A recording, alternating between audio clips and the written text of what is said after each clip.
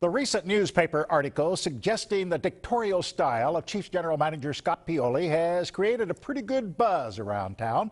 The most significant part of the story by Kent Babb of the Kansas City Star was the fact that Todd Haley had indicated he felt his personal cell phone had been tapped. The rest of the stuff was mostly he said, she said stuff gleaned from disgruntled employees who had been terminated. This is not all that different in any other workplace around town. I do understand a few lawsuits have been filed for age discrimination out at Arrowhead, and I have some friends who were caught up in the crosshairs out there. But again, if indeed Haley's personal cell phone had been tampered with, that's a crime, it's a felony. The guilty party should be punished.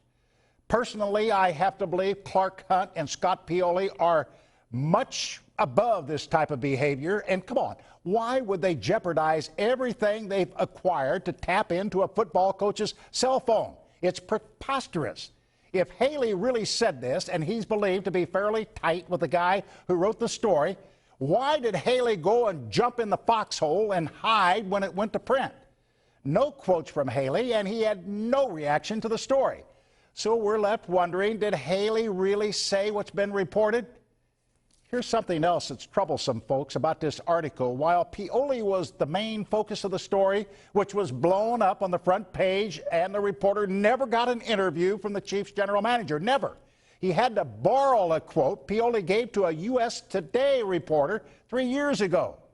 Pioli is made out to be some kind of ogre in this story. Personally, I had a Chiefs general manager who tried to get me fired multiple times over a 20-year period. I accused Carl Peterson of gouging season ticket holders, charging exorbitant prices for parking.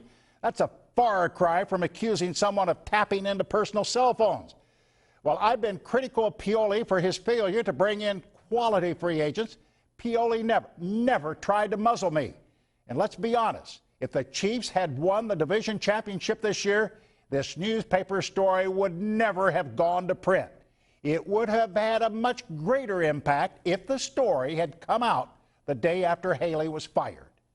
That's Jack Smack.